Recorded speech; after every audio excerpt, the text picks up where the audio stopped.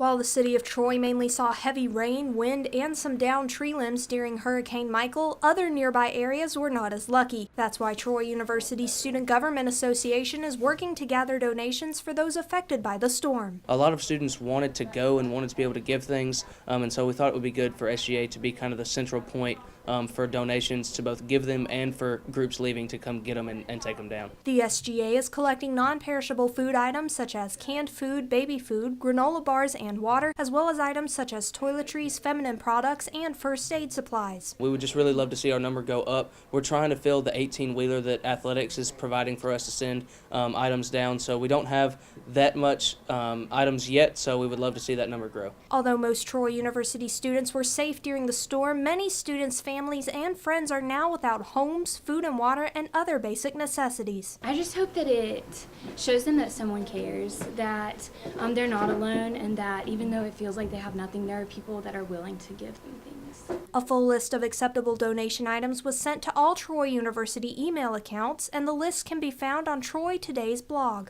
For students wishing to take their donation one step further, Troy University's SGA, along with other Troy University students, will be making a trip to Panama City, Florida on October 20th. The group will meet at the Barnes & Noble's parking lot and will leave at 6 a.m.